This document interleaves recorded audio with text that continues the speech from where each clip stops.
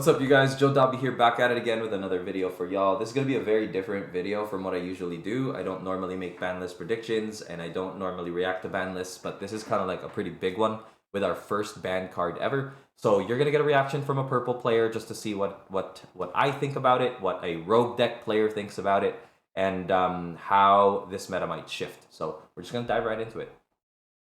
Okay, so 4 copies of a deck, blah, blah, blah.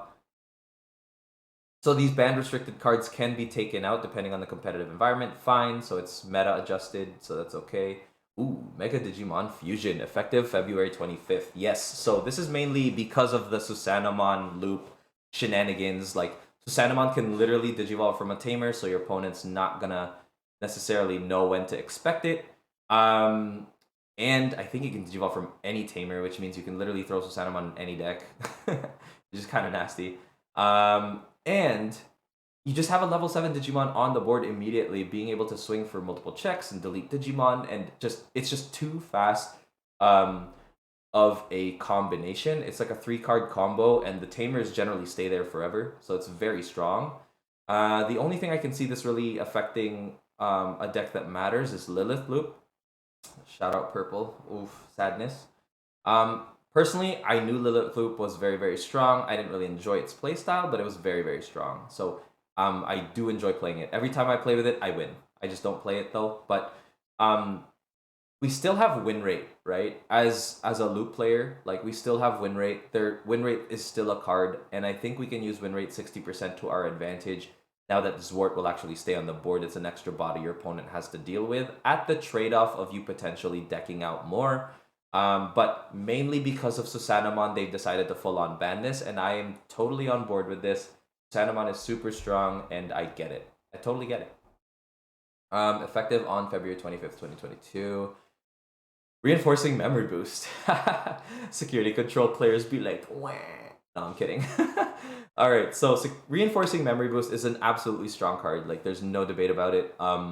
As long as you have a yellow egg, you can literally recover and draw every time you play this card. And in security control, you're already handing over that much memory anyway. So you might as well put in a Wyvern's Breath at the top of your security stack and grab that TK from Trash or Izzy Joe from your deck, I mean. Sorry, not Trash. So yeah, pretty crazy. Reinforcing memory boost just gives you draw and recover 1 on play, which is really insane. And it's got a delay effect, and you gain 3 memory, not just 2. Which is kind of like a slap in the face for all other memory boost cards, right? It's like, no, we're going to give you 3 memory now, right? It's kind of crazy. And it can be used in future sets as well. Like, it's almost like they really want the yellow splash in every possible deck. Like, reinforced memory boost is so strong, in fact, that I've seen people run it in Royal Knights black decks. I've seen people run it in obviously security control, various variants. I've seen people try to experiment with 3 Musketeers. Believe me, I've tried because reinforcing is just so strong. And I've seen people, in future sets use it in like D-Reaper just so they can like put in that tower in security or whatnot, and just be crazy. So limited to 1 copy is fine.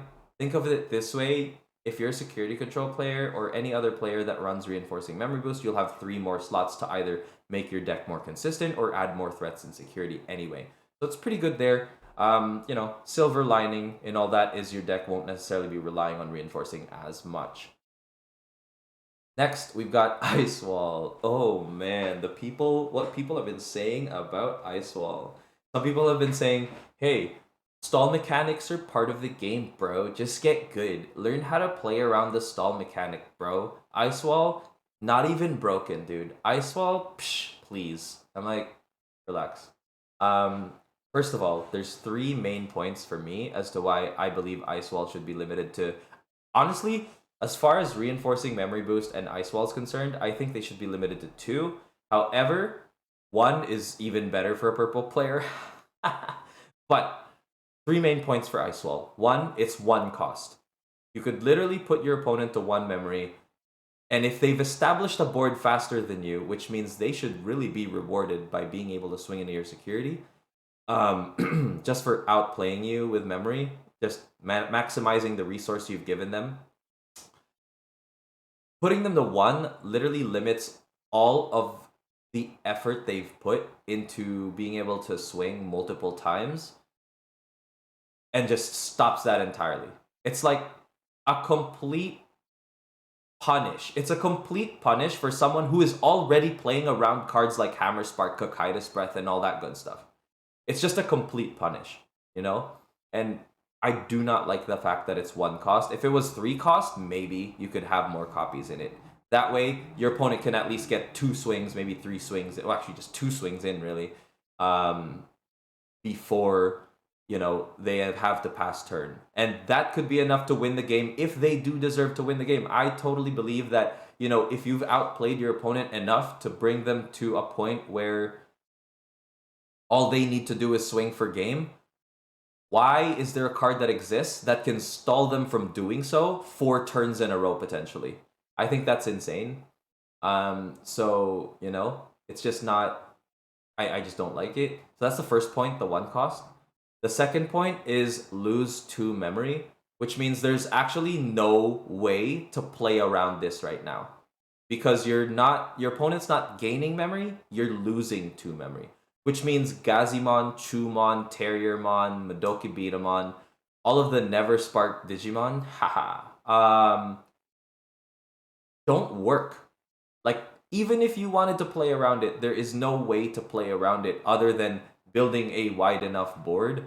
And that's already the strategy if you are facing a blue deck that has you've seen like Cocytus Breaths and Hammer Sparks being played. So it's just so much insult to injury with having 4 ice walls that you can play it four times in a row, and I think it's just too crazy. And it makes sense in the description, like it negatively impacts the speed of games because of that 4-turn stall potential, and the play patterns become unenjoyable. Because in my opinion, if you've managed to put so much pressure on that blue deck to the point where you literally have game, why does the blue deck player deserve to stall you out for up to 4 more turns, potentially them winning the game?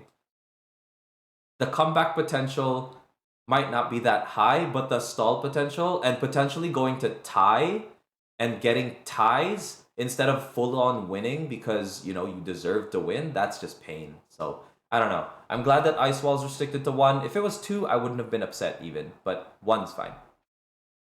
Oh, we got Savior Huckmon. Oh man, Jesmon stock about to drop. Beep, beep, beep, beep, beep, beep, beep.